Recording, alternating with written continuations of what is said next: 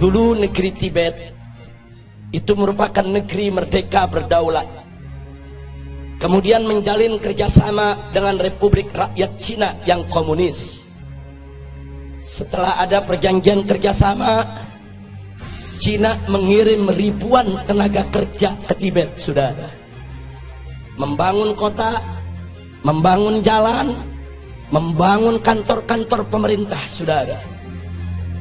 Kemudian setelah pembangunan selesai, ternyata ratusan ribu para pekerja tersebut angkat senjata melakukan pemberontakan di Tibet. Kok bisa? Ternyata para pekerja tersebut adalah tentara, saudara. Tentara yang memang dididik, saudara, untuk bekerja. Kemudian setelah itu Tibet jatuh, dikuasai oleh negara Cina, dan pimpinan tertinggi agama yang ada di Tibet, yaitu Dalai Lama, ditangkap dan diusir ke luar negeri sampai hari ini, saudara. Hati-hati, masuknya tenaga kerja Cina ke Indonesia yang jumlahnya saat ini ratusan ribu orang harus diwaspadai, karena kita sudah lihat bagaimana tegapnya badan mereka, bagaimana perawakan mereka. Lebih tepat mirip tentara ketimbang pekerja kasar atau buruh, saudara. Yang kedua, saudara, di tengah Afrika ada satu negeri bernama Angola, dibantu habis-habisan oleh Republik Rakyat Cina, saudara. Setelah diikat dengan utang yang begitu besar, kemudian Cina mulai mengatur Angola. Anda tahu minggu ini apa yang terjadi? Parlemen Angola mengajukan undang-undang untuk ditandatangani oleh presiden yang isinya Islam tidak boleh ada di Angola, dan seluruh masjid harus ditutup.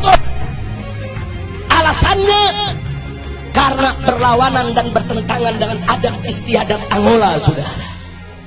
Ya, hari ini Islam dilarang di Angola, saudara.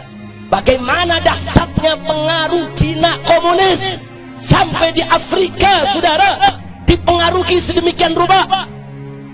Yang ketiga, ada satu lagi negara di Afrika bernama Zimbabwe, saudara. Juga diberikan utang besar-besaran oleh Cina, saudara. Setelah utangnya, saudara, membengkak, Zimbabwe tidak mampu untuk bayar utang, saudara. Lalu apa ditawarkan oleh Cina komunis? Dibebaskan dari utang, tidak perlu bayar utang. Tapi mulai saat itu Zimbabwe harus meninggalkan mata uangnya dan belanja sehari-hari dengan mata uang Cina, yaitu yuan, saudara.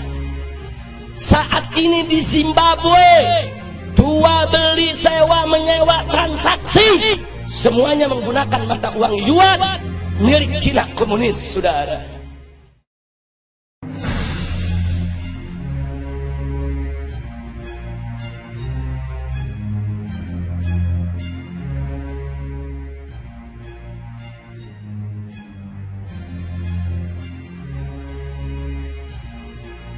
Proyek reklamasi pantai, saudara, ini reklamasinya sudah berjalan, duit triliunan dari investor Cina sudah masuk, saudara. Mereka sudah buat gambar apartemen-apartemen di 17 pulau, dan mereka sudah buat iklan, yaitu animasi, dan itu iklan disiarkan di televisi di Beijing. Kenapa nggak diiklankan di Jakarta biar orang-orang kaya pribumi yang beli, saudara? Enggak, diiklankannya di Beijing, di pinggir laut. Kalau sudah namanya di pinggir laut, besok mereka menguasai laut, mereka bisa memasok apa saja yang mereka mau.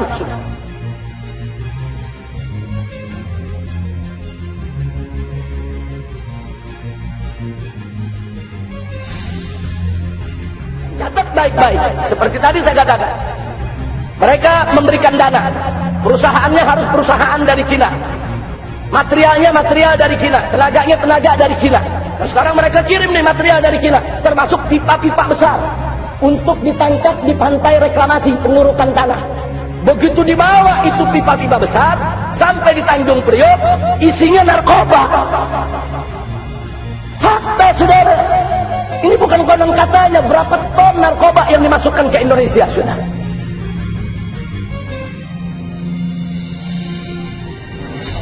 Narkotika Nasional baru saja menggagalkan sabu dari Guangzhou, China, yaitu disimpan di dalam tiang besi.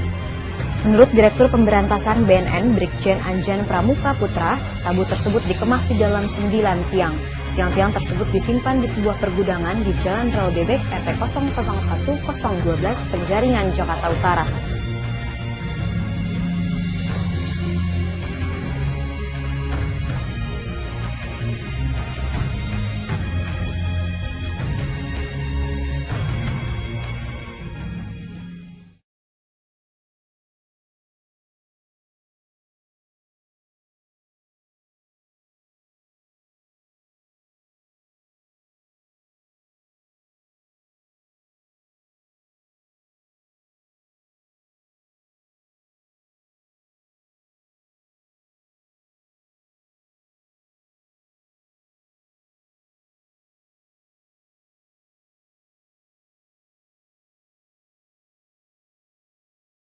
...150 narkotika jenis sabu-sabu ini diamankan dari tangan 3 warga negara asal Cina. Badan Narkotika Nasional menangkap para tersangka di perumahan Karang Elok Barat, Muara Karang, Penjaringan, Jakarta Utara. Narkotika senilai 300 miliar rupiah itu diselundupkan tersangka dari Cina ke Jakarta dengan modus mengemasnya dalam kotak mainan dan makanan anak-anak. Berdasarkan hasil analisis intelijen Bea Cukai, yang kemudian dilanjutkan dengan pemeriksaan gabungan oleh Bea Cukai dan BNN, diketahui terdapat pengiriman narkotika berjenis sabu yang dikemas dalam 3 buah kotak besi tebal atau molding baja stainless sebesar 800 kg dari Cina. Polda Metro Jaya bersama Polres Bandara Soekarno-Hatta dan Bea Cukai menyita 94 kg narkotika jenis sabu dan lebih dari 112 butir ekstasi. Keempat tersangka merupakan jaringan internasional berkewarganegaraan Tiongkok. Lain, petugas gabungan Bea Cukai dan BNN gagalkan penyelundupan 58 kg sabu asal Cina. Petugas juga amankan 15 kurir narkoba, 4 diantaranya adalah warga negara asing.